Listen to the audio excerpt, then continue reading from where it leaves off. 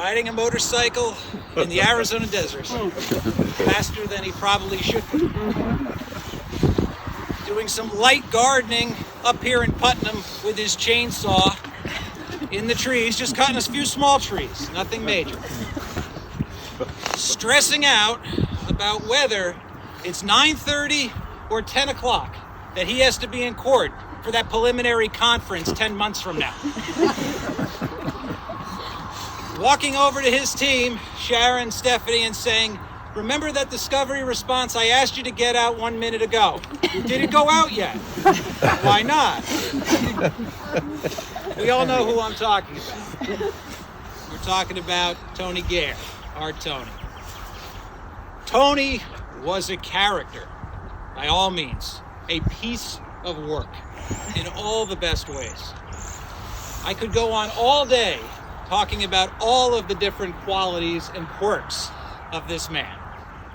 So many of them that we loved, so many that drove us so crazy, but it was just so hard to get angry at him because he meant so well, and he was just so lovable.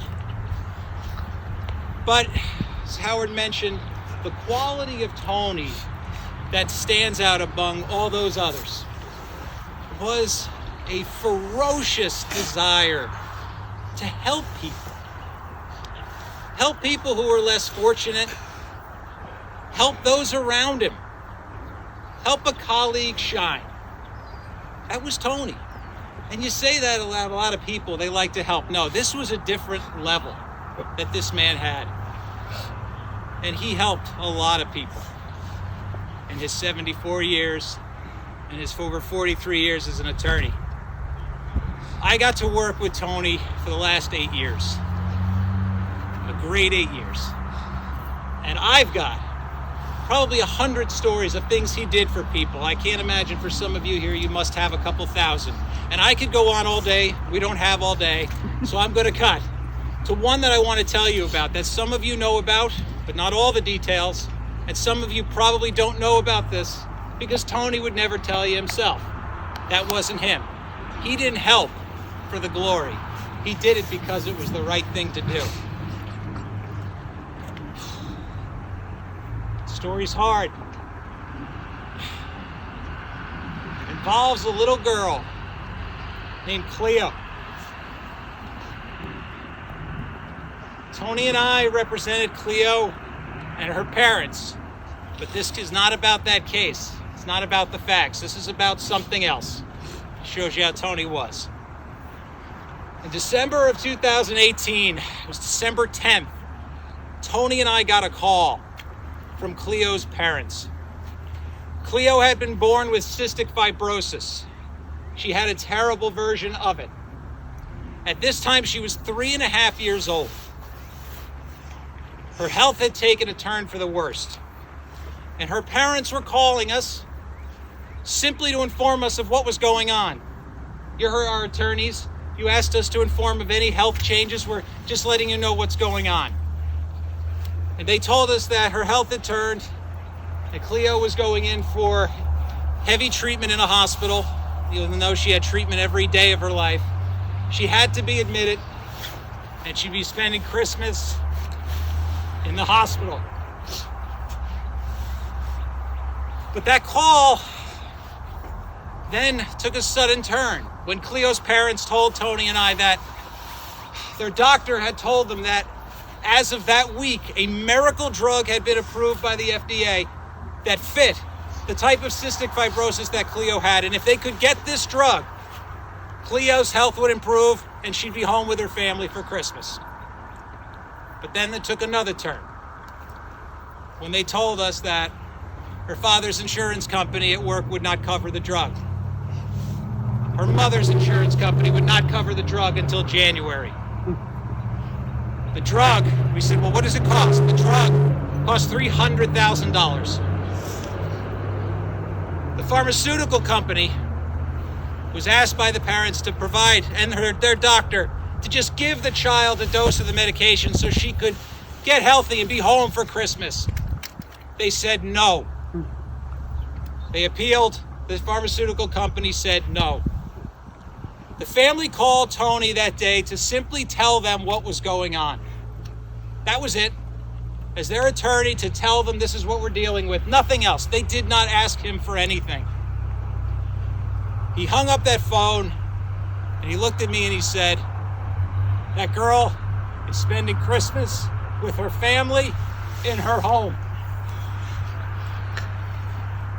You understand me? I said, I do, Tony. What are we gonna do?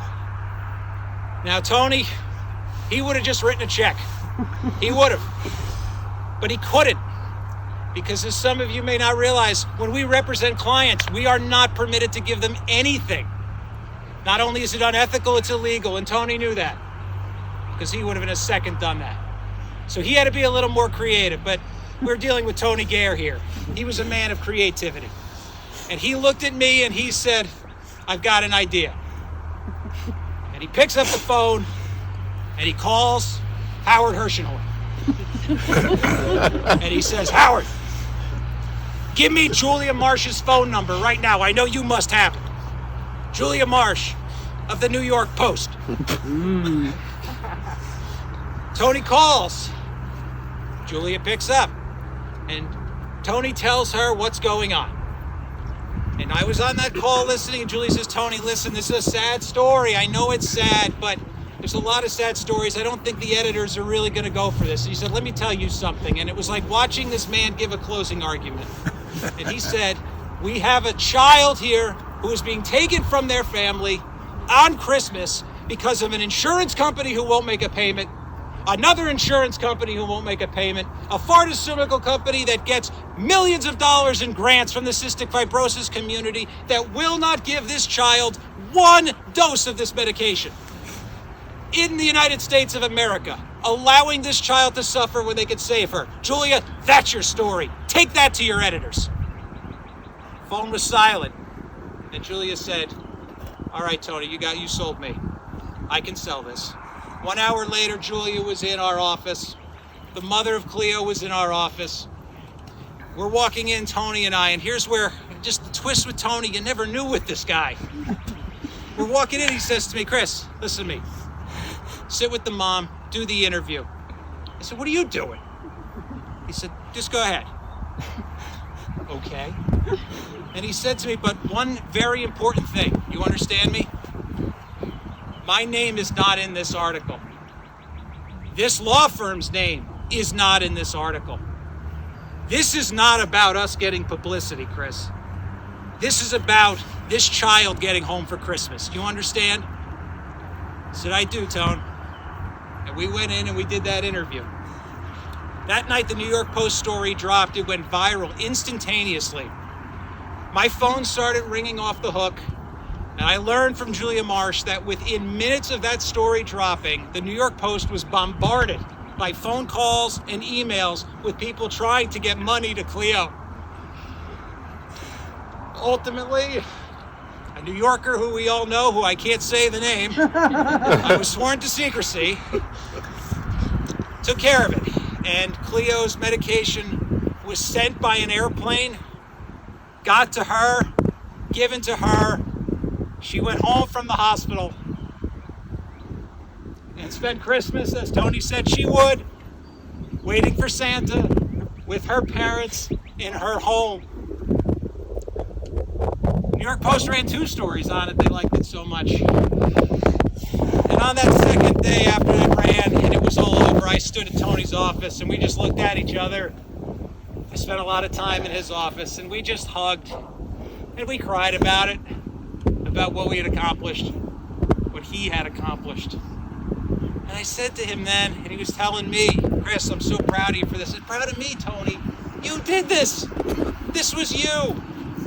And he went around to everybody, telling them what Chris did. That's what Chris did. Chris took care of this. No, but that was Tony. Even in that, he didn't just want to help out Cleo. He wanted to help me, his associate. He wanted to make me look good. But it was all Tony. It was all Tony. That's the kind of man he was. And as I said, I could go on and on. But a ferocious desire to help others. We're all sad. This is hard. But going forward, obviously it's important to remember Tony and to honor him. And I know what he would want. The best way to remember him, the best way to honor him, is to do what he would do, to help others. So I ask of you in all of our lives going forward, when you see those who are suffering, when you see someone who needs a boost and someone who needs to shine themselves, think about what Tony Gair would do. Think about what Tony Gair would say and help those people. And in that way, Tony will always be with us. In closing, I want to just say, Tony, the highest honor he would give to somebody is to say, you know, that person is a decent woman. That person is a decent man. That was the highest compliment that he would give someone, in his opinion. Tony was the most kind, caring, and compassionate man I have ever known. Tony, in short, as you would say, you were a decent man. We love you, Tony. I love you, Tony.